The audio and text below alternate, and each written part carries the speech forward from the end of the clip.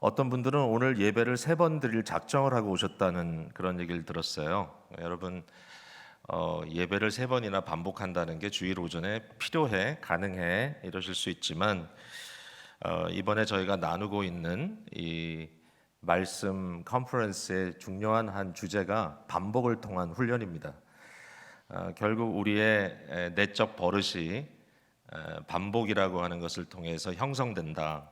우리가 이 형성된다, 폼된다는 것은 절대로 하루아침에 되지 않고 계속 빚어져야 되는 그런 거기 때문에 그런 것 같습니다. 그래서 오늘 하나님께서 저도 예배를 오늘 3번 또 이렇게 말씀도 전하지만 2번은 앉아서 드리니까 같이 큰 은혜를 받고 나누는 복된 시간 되기 바라고요. 이번에 총 9번의 메시지가 전달이 됩니다. 오늘 이제 3부 예배까지 포함을 해서요. 따져보니까 제가 8번째 지금 메시지를 전하는데 오래 기다렸습니다. 다른 분들은 2번씩 설교를 하는데 저는 딱 1번만 설교를 하게 돼 있어서 이 8번 타자, 이번에 그 야구를 좀 일러스트레이션으로 많이 쓰고 있는데 제가 예전에 좀 젊을 때는 3번, 4번도 치곤 했는데 8번으로 밀려난 게 팬데믹 이후에 갑작스러운 현상인 것 같습니다. 저와 나이는 같은데 안 밀리고 4번 타자를 치신 한성윤 목사님은 오늘은 쉬고 계십니다. 여러분,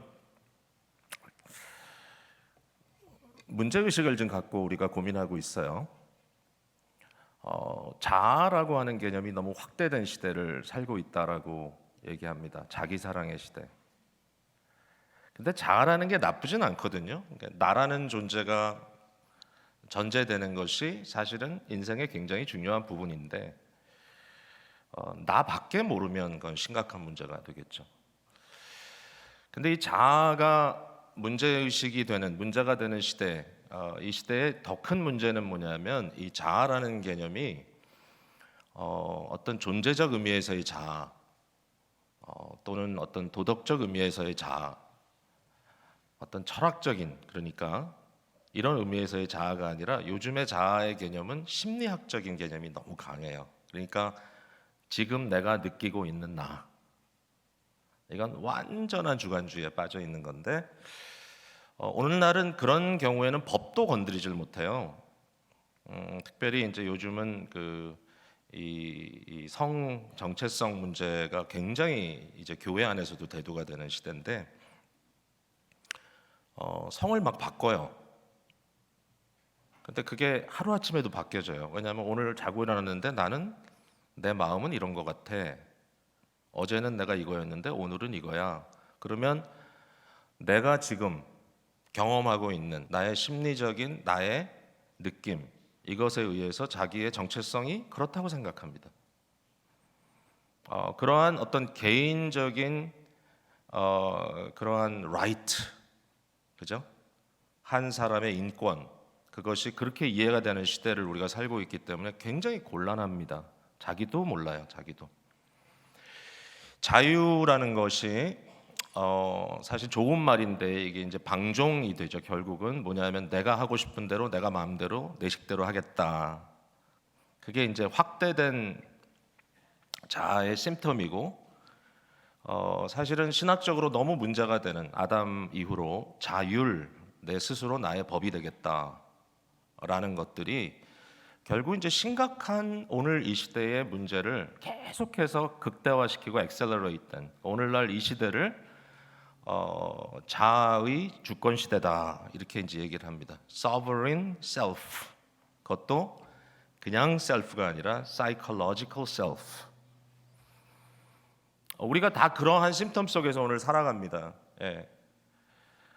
경제 구조도 마찬가지입니다. 굉장히 자기 중심이 되어버린 것은 결국은 이제 내 능력, 내가 할 수 있는 것에 치중되어 있기 때문에 그것은 무한한 경쟁을 만들어내고 그러한 무한한 경쟁 속에 우리는 살아가고 있어요. 여러분 진짜 이상한 게 뭔지 아세요? 교회도 그런 경쟁 속에 들어가 있고 목회자들도 그런 경쟁을 해서 살아남으려고 애를 써요. 자기 확대, 어떤 경우에는 교인 한두 명이 더 오는 것이 목회자에게 자기의 이고의 확대가 되는 그러한 현상으로 나타날 때도 많아요. 그래서 항상 생각해야 돼요. 과연 우리가 무엇을 우리의 행복으로 삼는가? 여러분, 저와 여러분은 너무 익숙해져 있어요, 여기에. 그래서 모든 것을 어떤 패러다임으로 생각하냐면 나의 소유, 그리고 나머지는 다 배제. 내 것이든지 그 외의 것은 다 배제. 그 사람들은 갖지 않아야 돼. 여기에 이제 기초된 그 개념이 이제 명품 개념이죠. 비싼 돈을 주고 살 수 있는 것. 일정한 사람들만. 한 교회 자매가 오랫동안 벼르다가 자기가 너무 입고 싶은 그 명품 옷 한 벌을 비싸게 주고 입고 오늘은 이걸 입고 교회 가야지. 교회를 딱 나갔는데 저쪽에서 다른 자매가 똑같은 걸 입고 나타났어요. 여러분 어떡합니까? 그때 막 달려가서 너도니? 나도야. 정말 우리는 그리스도 안에 한 자매인 것 같아. 그럴 리가 없죠. 왜?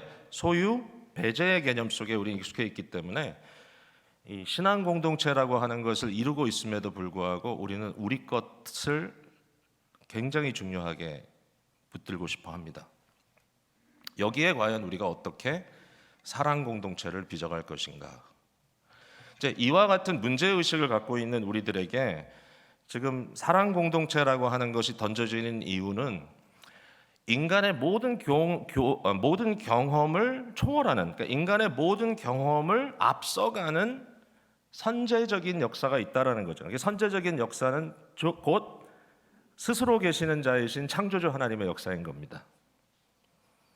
자, 내 심리 상태가 나를 끊임없이 기만하고 나를 이상한 쪽으로 끌고 갈 때 무엇이 나를 제자리로 돌아올 수 있게 할 수 있는가? 나를 창조하신 분밖에 없어요. 나를 선제하는, 나보다 앞서 계신 인간이라고 하는 이 존재들을 앞서 계시는 하나님, 창조주 하나님께 돌아갔을 때 우리는 답을 얻는 거예요. 그게 바로 신학이고 그게 말씀이에요. 근데 그 말씀이 우리에게 하시는 게 뭐냐면은 너희 한 개인 자아도 중요하지만 그러나 하나님의 이 존재 안에 하나와 셋이 공존하는, 다시 말해서 우리는 절대로 혼자서는 안 되고 우리는 함께 사랑의 공동체를 이루는 것이 우리의 충족과 만족과 행복이다라고 하시는 것을 계속해서 들어야 되는 것이죠. 이걸 우리가 언약이라고 합니다. 언약의 은혜. 언약이라는 것은 생명을 담보로 하는 관계 맺음이에요. 끊임없이 자기 자신을 내어주는 데서 이루어질 수밖에 없는, 그러니까 희생이 동반되고 아픈 사랑, 아플 수밖에 없는 사랑. 여러분, 하나님의 존재 속에 아픔이 있다는 것은 우리가 좀 이해하기 어렵지만 그러나 하나님의 존재는 끊임없이 자신을 내어주는 존재입니다. 성부는 아들을 낳습니다. 끊임없이 영원토록 낳습니다. 어느 한 순간에 낳고 끝나는 게 아니라 영원토록 낳습니다. 성자는 끊임없이 자기 자신을 아버지께 복종합니다. 성부와 성자는 끊임없이 세상을 향하여 성령을 내어놓습니다. 프로세션이죠. 성령은 끊임없이 아버지와 아들, 특별히 요한복음의 컨텍스트를 보면 아들에게 영광을 돌려드립니다. 이 삼위일체의 이 존재, 이것은 너무 역동적이기 때문에 하나님은 가만 계시는 분처럼 이렇게 그려지질 않고 너무 역동적이기 때문에 C.S. 루이스를 제가 읽다 보니까 이 하나님을, 이 존재를 내가 만약에 이것이 불경스러운 것이 아니라면 한편의 드라마 또는 댄스라고 표현하고 싶다. 이와 같은 하나님의 존재로부터 의미가 흘러나오는 인간의 삶, 여기에 행복이 있는 거잖아요. 그러니까 그게 끊임없이 우리가 말씀으로 돌아가야 될 이유고 하나님으로 돌아가야 될 이유라고 말할 수 있습니다.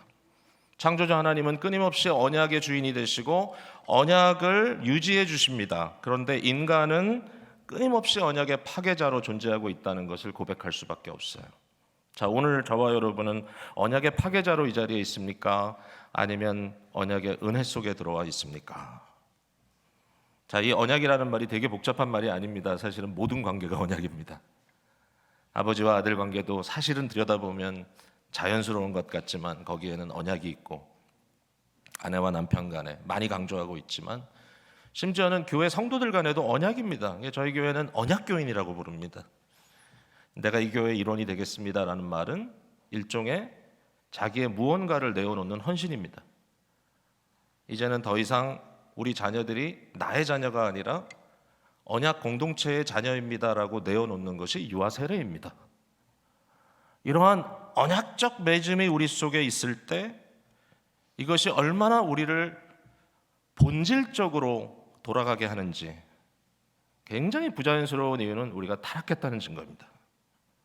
끊임없이 우리는 하나님의 그 원래 우리에게 보여주신 그 모습을 찾아 나가야 합니다.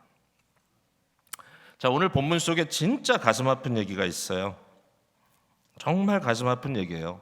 호세아라고 하는 이 선지서는 오늘 또 일부 예배 때도 6장 말씀을 보았지만 정말 하나님의 처절한 사랑 이야기입니다. 어떻게 하나님께서 이렇게까지 처절하게 사랑 이야기를 우리에게 해주셨을까? 여러분, 이 얘기를 듣고도 우리 마음속에 감동이 없고, 이 얘기를 듣고도 우리 마음속에 어떤 느낌이 없다면 정말 그것은 심각한 문제일 거라고 생각이 돼요. 너무 많이 듣고 알아서 그런지도 모르겠지만 다시 한번 보겠습니다. 오늘 1장을 읽었는데요, 1장 1절에서 2장 1절까지 읽었는데 참 많은 이름들이 등장을 합니다. 1절에 보면은 왕의 이름이 쫙 나열되어 있습니다. 왜 이렇게 많은 이름들이 1절에 등장을 할까? 여기 북왕국 유다의 왕들의 이름이 4명이나 나열이 되어 있고, 그 같은 시기에 남왕국에는 여로보암 2세라고 하는 41년 동안이나 이 북왕국을 다스렸던, 북왕국 이스라엘을 다스렸던 왕의 이름이 등장을 합니다. 여기에 호세아라고 하는 선지자가 언급이 돼요. 저는 이게 좀 새롭게 다시 읽게 됐는데요. 도대체 왜 이렇게 역사적인 레퍼런스가 많이 나올까? 성경이 보통 역사적인 레퍼런스를 많이 하는 이유는요, 그것은 지금 하고자 하는 이야기가 만들어낸 이야기 아니고, 이것은 허구가 아니고 실제로 역사적인 사건이라고 얘기하고 싶어 하는 겁니다. 이걸 피할 길이 없어요. 예수 그리스도의 사건을 설명할 때 아우구스토 황제의 때에 호적하러 갔다든지, 아니면 본디오 빌라도에게 핍박을 받으셨다든지, 이런 것은 그리스도 사건이 역사적인 사건이 정말 말이 안 되는 사건 같은데, 어떻게 하나님 인간에서 오셔서 결국은 그가 높은 곳에 거하지 않으시고 가장 낮은 곳에 내려가시고 그가 죽임당하시기까지 복종하셨는 게 말이 안 되는 스토리인데, 이것이 역사 속에 들어왔다.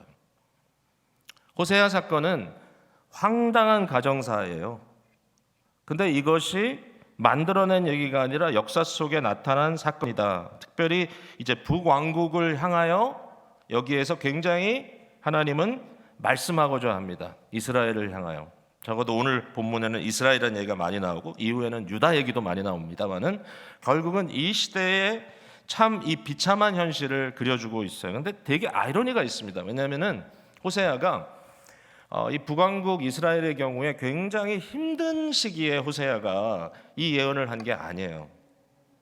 이때가 언젠가 하면은 여로보암 2세가 다스리던 시대니까, 여로보암 2세는 북왕국 왕답지 않게 굉장히 오랫동안 41년 동안이나 나라를 다스렸어요. 이때가 어떤 때인가? 자, 여러분, 제가 성경을 한번 찾아볼 텐데 같이 찾을 수 있으면 너무 좋고요. 구약성경 586페이지 열왕기하 14장. 자, 시간이 없어서 제가 기다리진 않겠습니다만 좀 찾을 수 있으면 찾아보세요. 23절에 유다왕 요아스의 아들 아마샤 제15년에 이스라엘 왕 요아스의 아들 여로보암이 사마리아에서 왕이 되어 41년간 다스렸다. 근데 이때 여로보암이 특별히 경건한 왕은 아니었어요. 여기 보면은 이 이스라엘 왕의 왕국의 가장 첫 번째 왕이 되는 여로보암 1세의 모든 죄에서 떠나지 않았다 그랬습니다. 근데 너무 이상하게도 이때 하나님께서 여로보암 2세를 통하여, 바로 이 왕을 통하여 북왕국 이스라엘의 영토를 엄청나게 확대해 주십니다. 사실은 다윗 왕조 시대의 만큼 그 북왕국이 결국은 부강한 나라로 자리를 잡는 거죠. 그러니까 군사적으로 심지어는 경제적으로 나라가 굉장히 부강해진 상태. 이때 국민의 선지자로 뜨는 사람의 이름이 바로 요나입니다. 요나가 여기 언급이 되죠. 요나가 니느웨를 가고 싶지 않았던 것은 이스라엘이 잘 나갈 때 민족의 추앙을 받는 선지자가 요나였기 때문에. 요나는 뭐를 여러분 예언했는지 아세요? 요나서에는 나오지 않지만 이스라엘의 부강을 예언했던 사람이에요. 이런 이야기가 쭉 쓰여져 있어요. 놀라운 일이 벌어졌어요. 근데 왜 그렇게 하셨느냐? 하나님께서 이스라엘의 고난을 보시고 불쌍히 여기셔서 여로보암을 통하여 구원하셨다 이겁니다. 근데 그걸 알 리가 없죠. 백성들이 지금 잘 먹고 잘 사는데 뭐가 문제겠어요? 자, 돌아갑니다. 호세아 1장 2절에 보니까 하나님께서 이렇게 얘기하세요. 이 나라가 여호와를 떠나 크게 음란함이니라. 크게 음란함이니라. 여호와를 떠났다, 음란하다. 여호와를 떠났다는 말은 일반적으로 우상 숭배에 대한 말이고요. 다른 하나님, 다른 신을 그들이 섬긴다. 다른 신을 따른다. 오늘날의 신은 이제 자아라고 우리가 말하는 게 옳지만 그 당시에도 결국은 자기의 성공, 자기의 쾌락을 위해서 신들을 이용하는 거니까 그게 이제 우상 숭배니까 결국 나중에 맥이 다 통해요. 근데 이 우상 숭배와 함께 그 고대 사회에 벌어졌던 어떤 현상은 뭐냐면 음란함입니다. 음란함. 고대 신들은 음란합니다. 음란해야죠. 그래서 이 소위 성적인 이미지가 곳곳에 있어요. 그러니까 이것은 단순히 영적인 음란함, 영적인 간음만을 말하는 것이 아니라 실제로 음란한 시대에 백성들이 음란한 행동들을 하고 있었다는 것이고요. 그 중심에 이방 종교가 있었어요. 바알은 남성신, 아세라는 여성신. 바알은 하늘에서 비를 뿌리고 아세라는 그 땅에서 비를 받고, 그래서 풍요로움이 이루어지고 다산이 이루어지는 것을 셀레브레이트하고 축제한다. 그 축제하는 방법은 성적 타락을 통해서. 이게 딱 감이 오죠. 들어오죠. 이게 도대체 무슨 조화인지. 자, 이러한 상황 속에 하나님께서 하나님의 이스라엘을 향한 마음을 보여주시기 위해서 호세아를 부르십니다. 이 호세아를 불렀다는 게 굉장히 중요한 거예요. 이 호세아라는 이름도 굉장히 의미가 있습니다. 여러분 구약 성경에 호세아와 동일한 이름이 여호수아입니다. 여호수아, 호세아와 똑같은 이름이 뭐냐면은 바로 신약 성경에 예수라고 등장하는 예슈아라고 하는 이름입니다. 그러니까 예수라는 선지자를 보내서 이 음란한 시대에 이스라엘을 향한 하나님의 사랑을 보여주신다는 거예요. 근데 그걸 어떻게 하느냐? 언약을 눈에 보이는 하나의 현실로 저들에게 드러내 주시는 거죠. 그 언약이 뭐죠? 여기는 결혼이라고 써 있습니다. 결혼. 2절입니다. 여호와께서 처음 호세아에게 말씀하실 때 여호와께서 호세아에게 이르시되 너는 가서 음란한 여자를 맞이하여 음란한 자식을 낳으라. 이 나라가 여호와를 떠나 크게 음란함이니라 그랬어요. 그래서 디블라임이라고 하는 이름을 가진 아버지의 딸 고멜을 맞았어요. 맞았다는 말은 뭐죠? 결혼했다는 뜻입니다. 아내로 삼았습니다. 근데 이 여인이 음란한 여자라고 이렇게 설명이 돼 있어요. 음란한 여자가 음란한 아이를 낳았다. 이게 이제 어떤 의미일까 고민을 해볼 수 있는데, 이 음란하다는 말은 대부분의 학자들은 이제 이 고멜은 사실은 당시에 창기였다 이렇게 얘기합니다. 어떤 의미일까요? 그게 오늘날 돈을 벌기 위한 창기 짓을 한다. 이거하고는 좀 다른 일종의 종교적인 사제 같은. 그러니까 당시 어떻게 보면 굉장히 유명한 이 창기였을 수 있다. 그런 사람을 예수라고 하는 이름을 가진 선지자가 와서 결혼을 하는 겁니다. 여러분 충격적이지 않습니까? 하나님이 지금 뭘 보여주려고 하시는 겁니까? 자, 본문 속에 이제 이름들을 조금씩 한번 생각해 볼게요. 여기 아이를 낳았습니다. 둘이.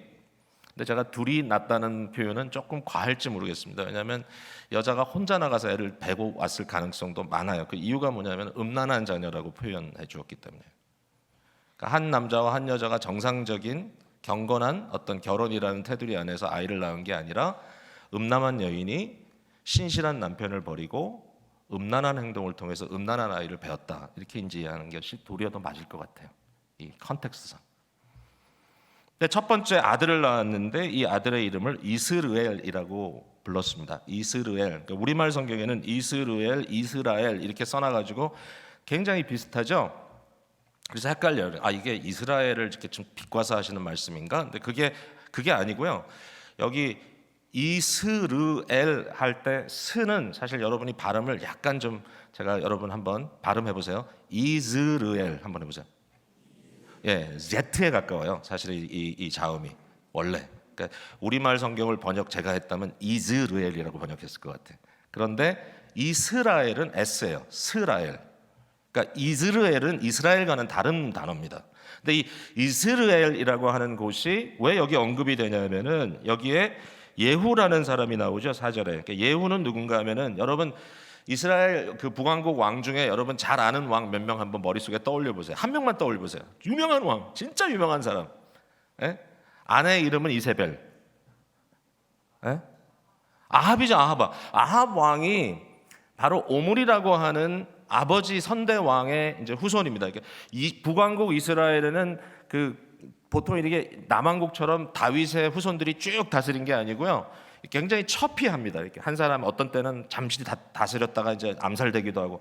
근데 일종의 그 다이내스티가 있다면, 그러니까 한 왕조가 이렇게 쭉 이어간 게 있다면 오므리 왕조가 있고 그 다음에 예후 왕조입니다. 그러니까 이 오므리 왕조의 제일 유명한 왕이 아합인 거예요.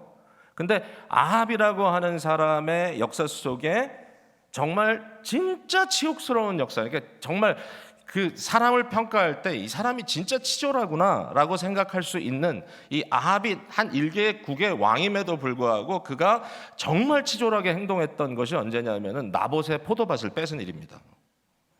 자기 궁궐 앞에 있는 이 포도밭을 내가 취하면 여기서 신선한 야채를 심어서 먹을 수 있겠구나. 나봇에게 가서 이 포도밭을 내게 팔아라. 나봇이 선조부터 내려온 이 포도밭을 당신에게 파는 것은 하나님의 뜻이 아니요. 그랬더니 그는 들어가서 배앓이를 하고 근심을 합니다. 여러분 이세벨이 그래가지고 어떡하죠? 꿈이잖아요. 제가 긴 얘기할 수 없어요. 그래가지고 나봇을 돌로 쳐서 죽입니다. 그리고 그 포도밭을 빼앗습니다. 여러분 그 포도밭이 어디 있었는지 아세요? 이스라엘에 있었습니다. 지명 이름이에요. 근데 어떻게 아합과 이세벨의 가족, 사실은 그 모든 자녀 왕들이 다 몰살당하느냐 하면요, 예후라는 장수가 일어나가지고요, 이스라엘의 장군이 이 자기 왕이었죠. 사실 자기가 섬기던 왕조를 뒤집어 엎습니다. 혁명을 일으킵니다. 이건 하나님의 명령이었습니다. 엘리야를 통한. 이렇게 하라. 예후가 결국 뒤집어 엎어가지고 아합과 이세벨까지 모두 다 멸절시키는 장면이 나온단 말이에요. 물론 이제 아합은 전쟁에 나갔다가 죽었지만 그 후손들을. 근데 그 현장이 어디냐? 현장이 이스라엘 나봇의 포도밭입니다.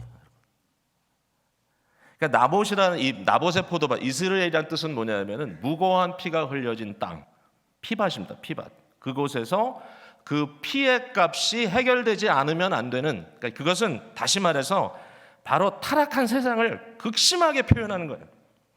나봇은 사실은 경건하게 살려고 했지만 그 시대는 어떤 시대냐?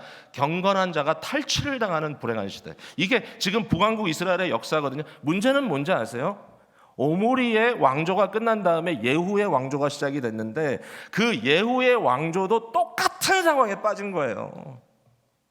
불의해요, 불의해. 나중에 오늘 일부 예배 설교를 들어보시면 얼마나 불의한 일들이 일어났는지를 몰라요. 그러니까 이러한 상황이 그대로 반복이 되니까 하나님께서 뭐라고 말합니까? 이스라엘의 피를 예후의 집에 갚겠다. 결국 이 피값을 예후의 왕조에서도 내가 찾겠다. 그러면서 마지막 뭐라고 하십니까? 이스라엘을 끝장내겠다. 이게 하나님의 안타까운 선언이에요. 여러분 이스라엘이라는 말의 의미는 뿌린다라는 의미가 있어요. 뿌린다. 이 뿌린다라는 말을 어떻게 해석하느냐에 따라서 의미가 달라질 수 있는데 이것을 씨를 흩은다. 여러분 생각해 보세요. 씨를 흩어버린다. 그러니까 다시 말해서 scatter, 신약 성경의 의미대로 얘기한다면 디아스포라 시킨다. dispersion, 흩어버린다. 그러니까 이스라엘이라는 말은 흩어버린다. 결국 이스라엘 백성들이 어떻게 됩니까? 전 세계에 흩어져 버리잖아요. 그러니까 이스라엘은 어마어마한 멸망과 비극에 대한 예고입니다. 자, 얘기할 게 많은데 빨리 가야 돼요. 지금 이거 어떻게 해야 될지 모르겠어요. 오늘 예배를 잘 마쳐야 되는데 제가 그래야 또 3부를 드릴 수 있는데, 두 번째 이름은 뭐냐면 이제 또 임신해서 딸을 낳는데 그 딸의 이름을 로루하마라고 부르라 그랬습니다. 6절 이후에. 여러분, 이것도 이제 의미가 굉장히 커요. 루하마라는 말은 궁휼, 사랑이란 뜻인데 앞에다 로자를 붙였기 때문에 아니다라는 거예요. 그러니까 다시 말해서 사랑을 받지 못한다, 궁휼을 얻지 못한다, 이런 뜻입니다. 자, 또 애를 낳습니다. 셋째를 낳았어요. 아들을 낳았어요. 다시 이 아들의 이름을 로암미라고 불러라. 로암미라고 불러라. 이제 8절 9절에 나오죠. 근데 여기 암미라는 말은 내 백성, 내라는 것이 중요해요. 뒤에 미, 암미 할 때 끝자가 my가 들어가기 때문에 my people입니다. 암미, 나의 people. 근데 앞에 로자가 들어갔으니까 뭐예요? 내 백성이 아니다, 이렇게 되는 거잖아요. 자, 여러분, 이게 얼마나 비극적인 이름인지 한번 보세요. 호세아 입장에서는 처대를 낳는데 나를 전혀 닮지 않았어요. 내 아이가 아니구나라는 이 가슴이 훅 철렁 주저앉습니다. 그러면서 혼자 말로 하는 말이 갖다 버릴까 보다, 흩어버리겠다. 하나님의 음성이 사실은 들린 거죠. 둘째를 낳았어요. 딸을 낳았어요. I don't love you. 셋째를 낳았어요. 얘는 진짜 내게 아니구나. 여러분, 이게 상상이 되는 일입니까? 음란한 여인을 통하여 음란한 자녀들을 낳았어요. 자, 이제 하나님은 이스라엘을 향하여 너는 더 이상 내 백성이 아니다. 여러분, 이게 무슨 말인지 아세요? 9절에 여호와께서 이르시되 그의 이름을 로암미라 하라. 너희는 내 백성이 아니요 나는 너희의 하나님이 되지 아니할 것입니다. 여러분, 이게 무슨 말이냐면 언약의 폐기를 의미합니다. 언약은 어떻게 오죠? 하나님이 시내산 앞에서 이스라엘 백성들을 부르시고 그들에게 언약을 베푸실 때 이 말씀하셨어요. 나는 너희의 하나님이 되고 너희는 나의 백성이 되리라. 그게 언약적 포뮬라입니다. 하나님과 하나님의 백성. 오늘날 교회를 향하여 똑같은 말씀을, 여러분을 향하여, 저를 향해서. 교회는 1차적으로 중요한 정체성이 뭐냐면 하나님의 백성으로 하나님을 예배하는 공동체입니다. 우리를 향하여 오늘도 하나님은 이 언약을 재확인시키는 예배를 드리게 하시는 거죠. 예배는 언약 확인식입니다. 이 안에서 하나님은 우리를 향하여 나는 너의 하나님이 되고 너는 나의 백성이 되리라. 이 소유, 그 다음에 우리의 belonging, 이것을 완벽하게 완성시켜주는 것이 언약입니다. 이 언약이 파괴돼요. 너희는 내 백성이 아니요 나는 너희 하나님이 되지 아니할 것임이니라. 하나님이 이렇게 선언을 하셨는데 그러면 여기서 끝날 것인가? Is this the end? 여러분, 고멜이라는 이름의 의미가 끝입니다. 끝. Is this the end? 고멜인가? 이제는 끝인가? 근데 여기에 놀라운 대반전의 예고가 등장하는 거예요. 언약의 위기는 곧 하나님의 시간이다라고 저는 말하고 싶습니다. 한번 따라해 보시겠어요? 언약의 위기는 곧 하나님의 시간이다. 여러분, 하나님은 언제 시작하신가 봤더니 바로 이 은혜의 이 대반전, 은혜의 대작용이 시작되는 순간은 절망입니다. 밤이 깊어지고 깊어졌을 때 새벽 미명은 갑자기 옵니다. 이때 하나님께서 이스라엘의 회복을 예언하십니다. 10절 이후로 여러분이 보았죠? 전에 그들에게 이르기를 너희는 내 백성이 아니라 한 그곳에서 그들에게 이르기를 너희는 살아계신 하나님의 아들들이라 할 것이라. 이에 유다 자손과 이스라엘 자손이 함께 모여 한 우두머리를 세우고 그 땅에서부터 올라오리니 이스라엘의 날이 클 것이미로다.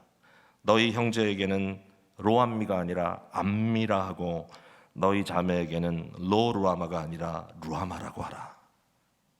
내가 이스라엘을 선택하여 세울 것이며 내가 사랑하지 않았다고 이야기했던 그를 사랑할 것이며 내 백성이 아니라는 자들을 내 백성 삼을 것이다.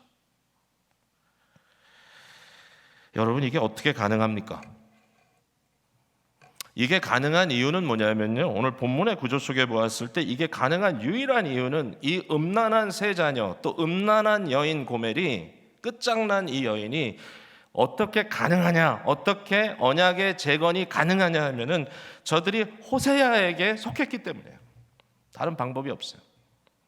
이 세 자녀는 호세아가 내 자녀가 아닌가 봐 라고 하는 의심이 농후함에도 불구하고 하나님은 그들을 품으라고 하시고 3장으로 넘어가면 이미 아이들을 낳은 후에도 또 더 음란하여서 남의 남자의 아내처럼 살고 있는, 종살이를 하고 있는 그 고멜을 다시 데리고 와라. 어떻게? 너의 모든 재산을 바쳐서. 어떻게 언약이 재건될 수 있느냐? 유일한 방법은 호세아가 이 새 아이를 입양했기 때문이에요. 호세아가 이 새 아이를 양자 삼았기 때문이에요. 사실은 자기 아이가 아니에요. 어떻게 보면 전혀 아니에요. 사실은. 그러나 그들을 챙기게 하십니다.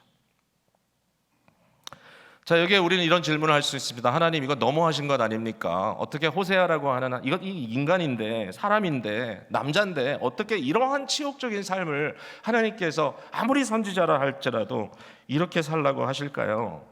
근데 여러분, 우리가 잊지 말아야 할 건 뭐냐면 마지막 때 선지자를 보내셨던 하나님이 그의 아들을 보내셨어요. 여러분, 그리스도 예수 사건이 우리가 너무 많이 듣고 너무 익숙해진 사건이기 때문에 도리어 호세아의 사건을 보았을 때 야, 치욕이다, 치욕. 하지만 예수 그리스도의 사건이 말이 됩니까? 하나님의 아들, 하나님 자신 되신 그분이 이 땅에 오셔서 짓밟고 찢기고 완전히 난도질을 당하셔서 십자가에서 피투성이가 돼서 죽어 완전히 꺾여버리는 그 순간까지 가시는 그 모습을 보면서 여러분, 할렐루야, 아멘, 너무나 영광스럽고 너무나 은혜스럽고, 여러분 사실은 우리가 충격을 받아야 되는 부분이 그거예요. 언약의 이 파괴의 대가를 치르기 위한 중재자의 고난이 과연 어떤 고난인가? 우리가 그 고난을 면하기 위하여 하나님은 그리스도 예수를 완전히 파괴시키셨다.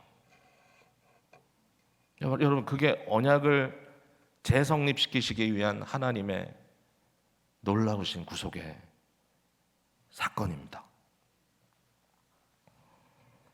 오늘도 예수 그리스도의 몸을 통하여 세상을 화목시키시기 위한 그리스도의 고난은 지속되고, 그 거룩하고 치열하고 너무나 힘들고 어려운 고난 속에 우리를 또 부르십니다. 사랑의 공동체로 우리를 부르십니다.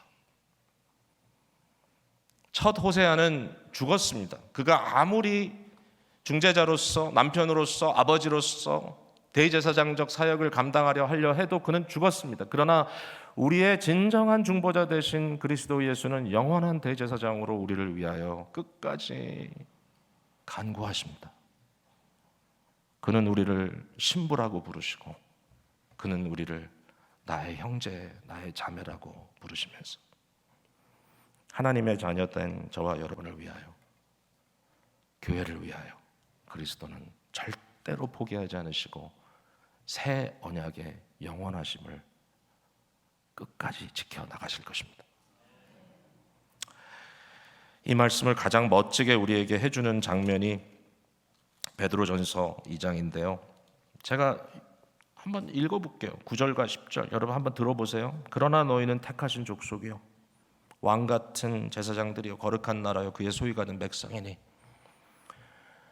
이는 너희를 어두운 데서 불러내어 그의 기이한 빛에 들어가시니 아름다운 덕을 선포하게 하려 하심이라. 이것은 하나님께서 시내산 앞에서 이스라엘 백성에게 했던 말씀을 다시 하는 겁니다. 여러분, 베드로전서 1장이 어떻게 시작하신지 여러분 기억하세요? 여기 보니까 예수 그리스도의 사도 베드로는 본도, 갈라디아, 갑바도기아, 아시아, 비두니아에 흩어진 나그네. 우리가 세상에 흩어져 있는데, 사실은 호사에서도 그 얘기가 나옵니다. 이스라엘이라는 말이, 흩어지다라는 말이 더 이상 흩어져 버려지는 것이 아니라 너희가 흩어져 심겨지는 자가 되게 하겠다. 심겨지는 여호와의 영광을 위하여 여호와의 왕 여호와의 나라에 심겨지는 자. 거기에 제일 중요한 단어는 뭐냐면 선택입니다. 선택. 하나님이 우리를 버리지 않고 우리를 선택하셨다. You are the chosen people. 그리고 베드로전서 2장 10절에 너희가 전에는 암미가 아니더니 백성이 아니더니 이제는 하나님의 백성이요 전에는 긍휼을 얻지 못하였더니 이제는 긍휼을 얻는 자니라. 호세아의 이 정말 눈물겨운 사랑의 고백이 오늘 저와 여러분에게 쏟아부어진 하나님의 연애 편지입니다. 여러분 어떻게 받으시겠습니까? 하나님의 위대한 속성을 보세요.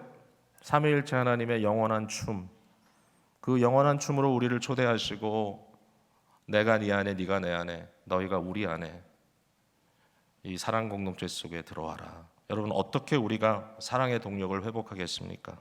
유일한 방법은 사랑의 진정한 동력 되신 삼위일체 하나님의 교통, 교제 속으로 우리가 가까이 나아가는 겁니다. 여러분 지옥을 어떻게 설명한 책이 있냐면요, 이렇게 설명했습니다.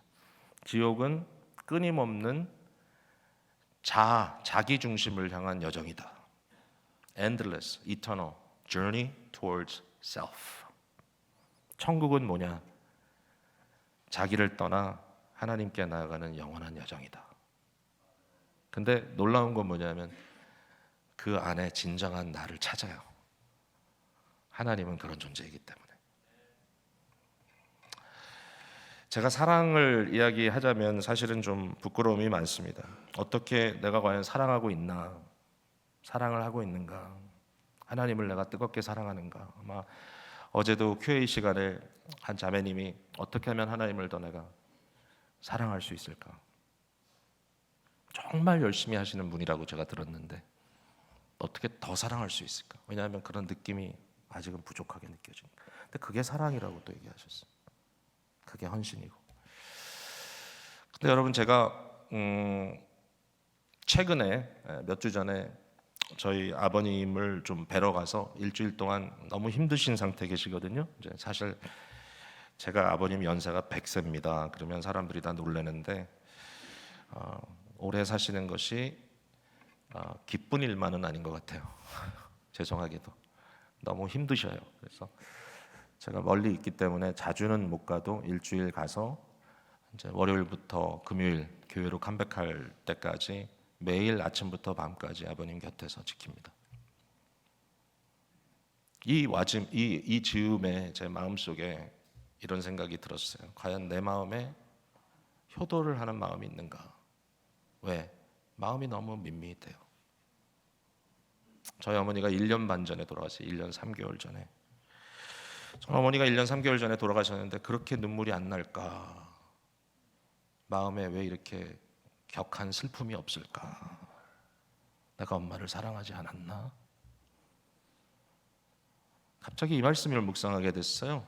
신명기 6장에 나오는 말씀이죠. 너는 유일한 하나님, 그 하나님을 너희의 마음과 너희의 뜻과 너희의 힘을 다하여 사랑하라. 하나님을 전인적으로 사랑해야 된다. 과연 뭔가? 너의 마음. 물론 이걸 다 분석해서 얘기한다는 건 조금 부족할 수도 있어요. 그러나 그렇게 다가왔어요, 저한테. 마음, 내가 지식으로 하나님을 알아가는가? 너희의 뜻, 나의 열망으로, 야망으로, 이 열망으로, 이 longing, 그죠? longing으로 하나님을 갈망하는가? 세 번째는 너희의 힘을 다하여 나의 모든 삶의 행동을 통하여 하나님을 사랑하는가? 사실 저는 그 순간에 제 마음에 있는 이 열정의 부족함 때문에 고민하고 있었어요. 근데 이 전인적이라는 말이 완전이라는 의미에서는 정말 거리가 먼 것처럼 느껴지지만 하나님께서 사랑을 이렇게 다양하게 표현해 주신 게 제게 엄청난 위로가 됐어요. 그래, 내가 아버지를 사랑은 하나 보다. 그때 그 순간에 눈물이 팍 쏟아지더라고요. 왜 울었는지 제가 큐티책을 이렇게 열어보면 그 순간에 제가 운 것은 아버지를 사랑하는구나 때문에 운 게 아니라 내가 하나님을 사랑하긴 하나 보다. 그게 그렇게 눈물 나게 하는 감격이었습니다. 오늘 여러분은 하나님을 사랑하는 분들이에요. 너무 자책하지 마세요. 어떻게 이런 하나님을 우리가 모른다고 하겠습니까? 어떻게 이런 하나님을 위하여 우리가 봉사하지 않을 수 있겠습니까? 이 자리에서 예배하는 저와 여러분은 하나님의 사랑을 받은 자들이고 우리의 열정은 항상 모자르지만 그러나 끊임없이 하나님을 갈망하는 모자른 존재들입니다. 주님을 사랑합니다. 왜?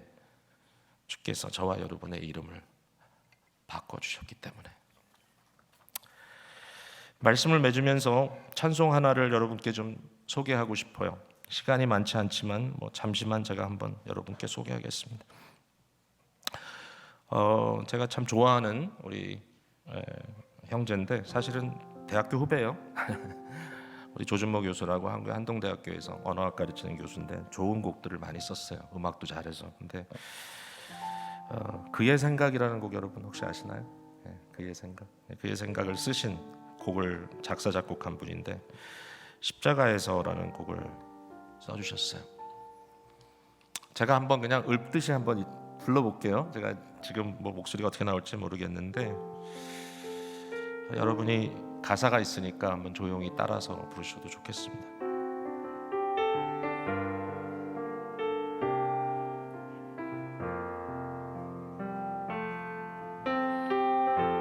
십자가에서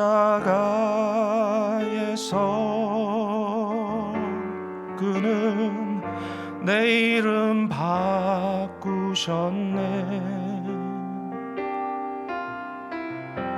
십자가에서 그는 내 이름 바꾸셨네. 고아에서 아들로 거절해서 용납으로 죄인에서 의인으로 바꾸어 주셨네.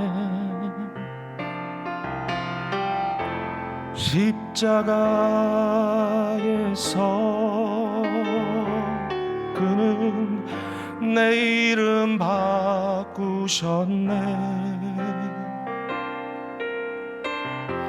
십자가에서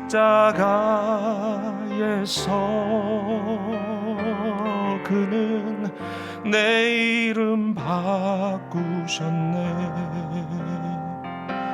저주에서 축복으로 원수에서 연인으로 장기에서 신부로 바꾸어 주셨네. 십자가에서 같이 불러주세요. 그는 내 이름 바꾸셨네. 십자가에서 그는 내 이름 바꾸셨네. 고아에서 아들로 거절해서 용납으로 죄인에서 의인으로 바꾸어 주셨네. 저주에서 축복으로 저주에서 축복으로 원수에서 연인으로 장기에서 신부로 바꾸어 주셨네. 십자가에서 그는 내 이름 바꾸셨네. 십자가에서 그는 내 이름 바꾸셨네. 나는 너의 하나님이 되고 너는 나의 백성이 되리라. 아멘.